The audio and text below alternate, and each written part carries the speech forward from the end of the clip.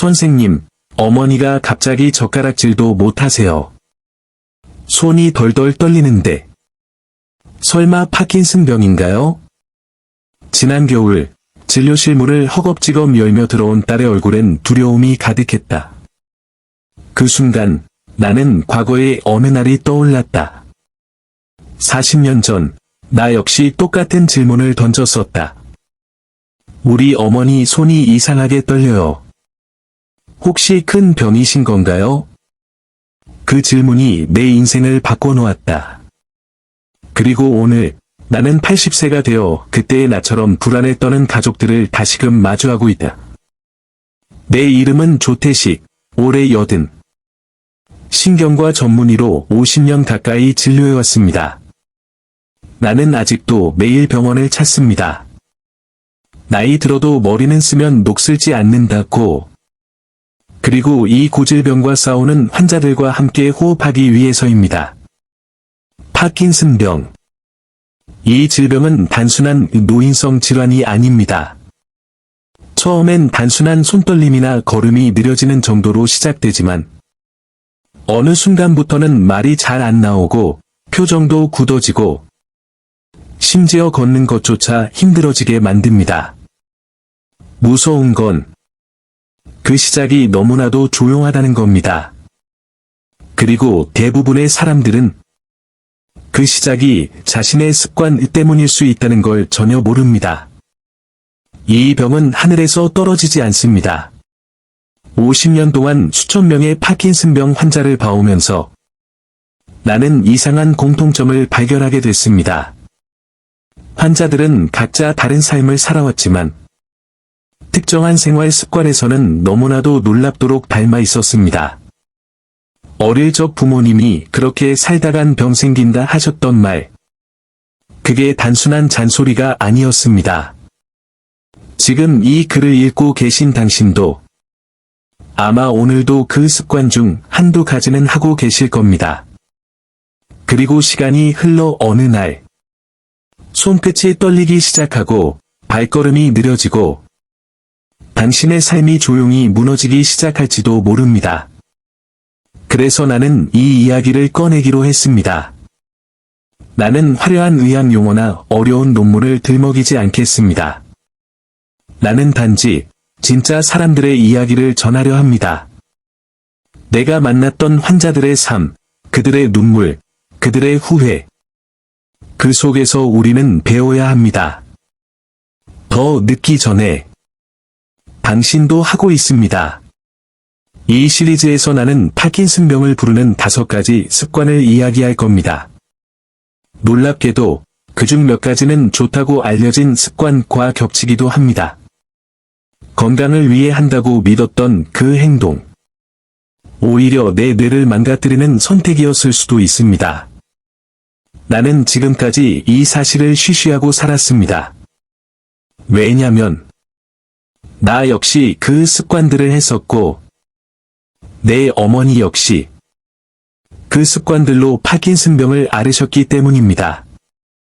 하지만 이젠 말해야 할 때입니다. 내가 만난 한 환자의 이야기를 통해 이 끔찍한 병의 그림자가 어떻게 다가오는지를 알려드리겠습니다. 다음 편에서는 80세가 된 내가 왜 이 병에 그렇게 집착하게 되었는지, 그리고 내 인생을 바꿔놓은 한 사람의 이야기를 시작하겠습니다. 계속 읽어주세요. 그 이야기가 어쩌면 당신의 가족을 구할지도 모릅니다.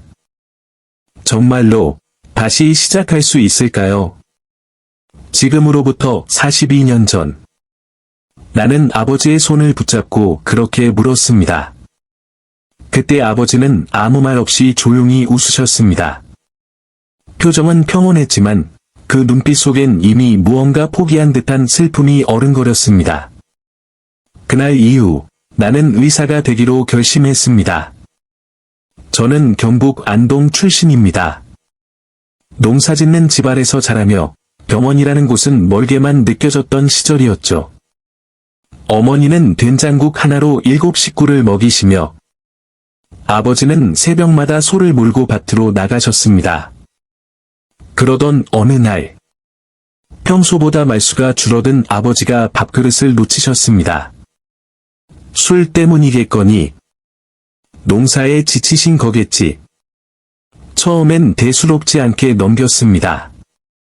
하지만 며칠 뒤, 아버지는 젓가락질을 하지 못하셨고, 걸음걸이마저 달라졌습니다. 그리고 병원에서는 이렇게 말했습니다. 파킨슨병입니다. 치료는 어렵고 평생 안고 가야 하는 병입니다. 그 순간 제 세상은 무너졌습니다. 어린 내가 본 파킨슨병을 앓는 아버지는 그 병은 손만 떠는 병이 아니었습니다. 아버지는 점점 표정이 굳어갔고 나중에는 내 이름조차 기억하지 못하셨습니다. 내가 공부하는 걸 가장 응원해 주셨던 분이 내 졸업식에도 오시지 못했습니다. 손을 잡아드리면 미세하게 손끝으로만 반응하셨죠. 그 모습은 조용한 사형선고 같았습니다. 그래서 나는 신경과를 택했습니다. 의대에 진학한 후 나는 어떤 과보다 신경과에 끌렸습니다.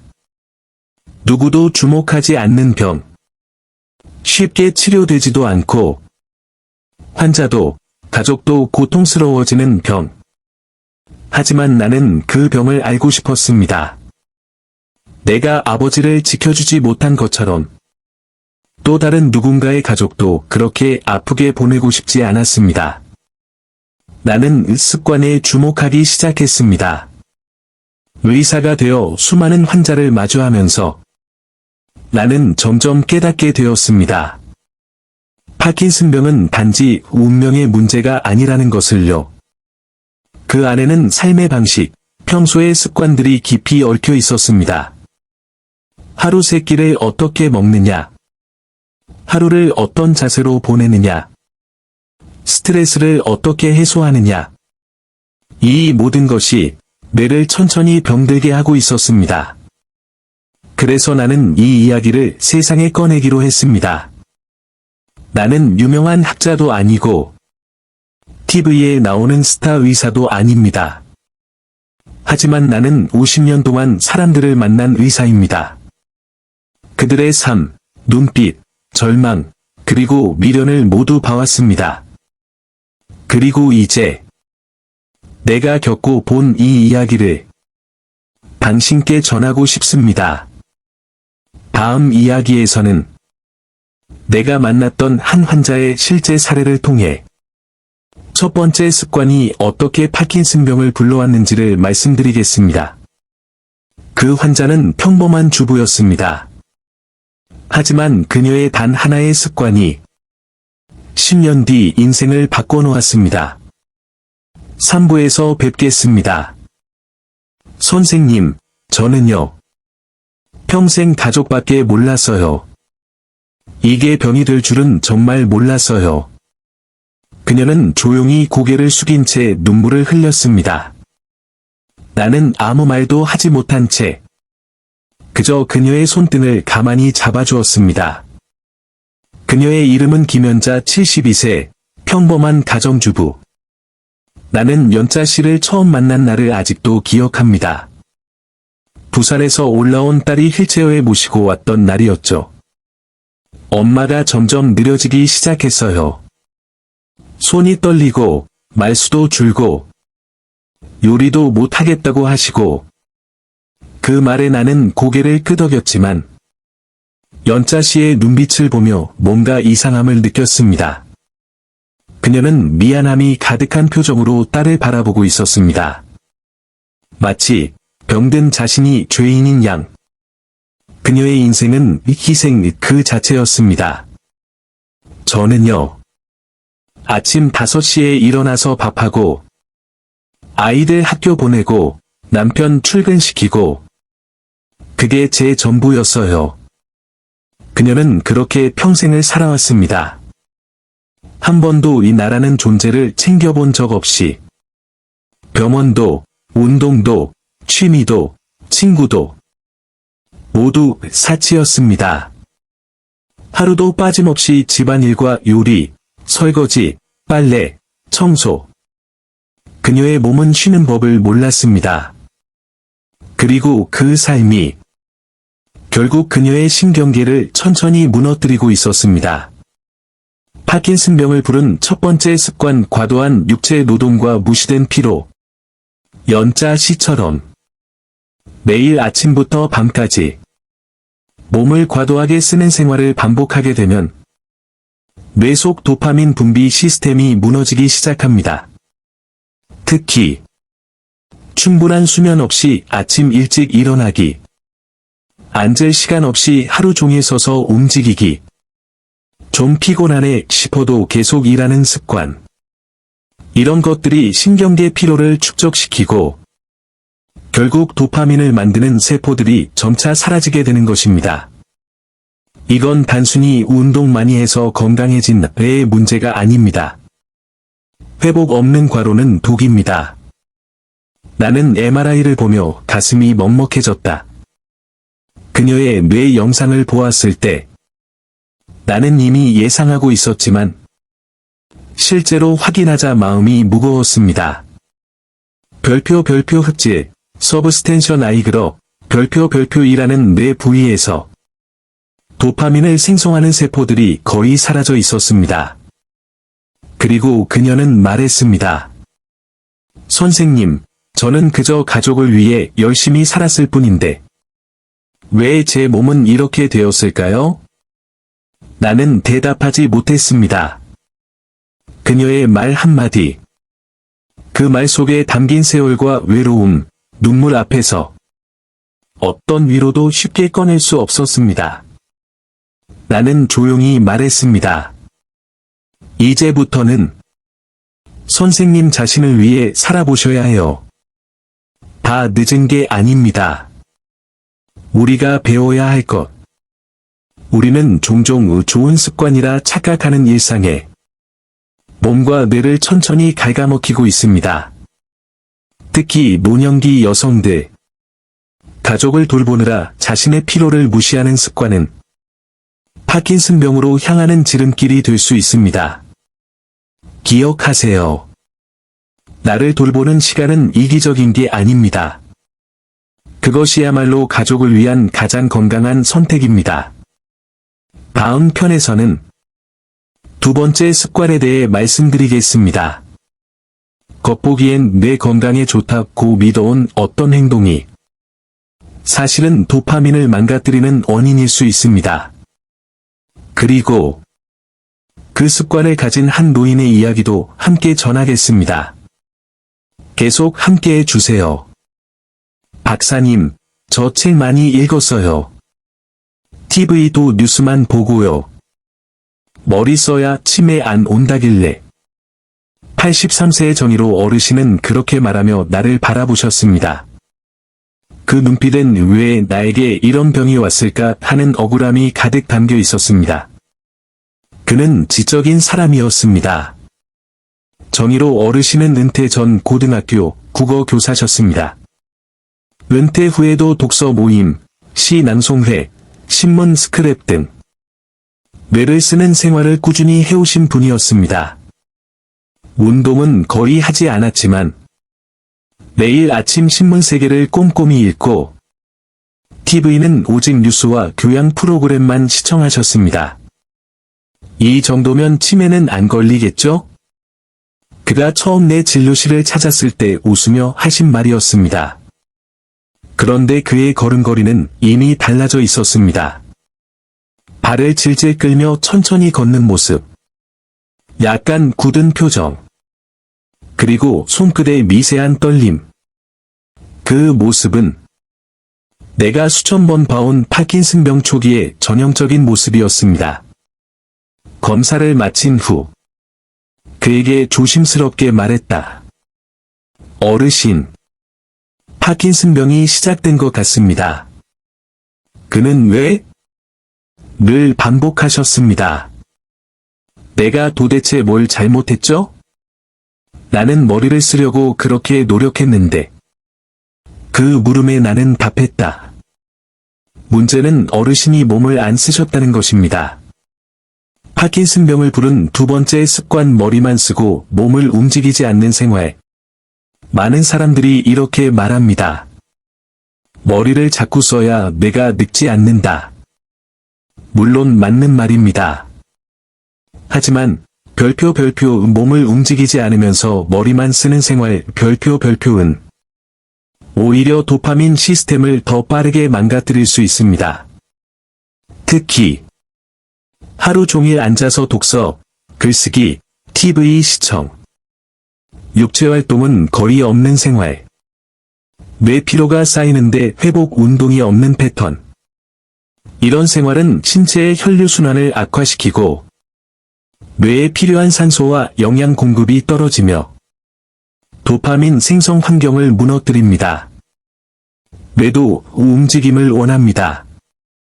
도파민은 단순히 기억이나 집중만의 물질이 아닙니다.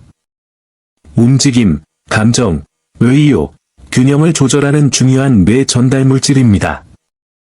그래서 걷기, 스트레칭, 가벼운 땀 흘리는 활동이 도파민 분비를 자극하고 뇌 속 신경회로를 건강하게 유지시켜주는 역할을 합니다.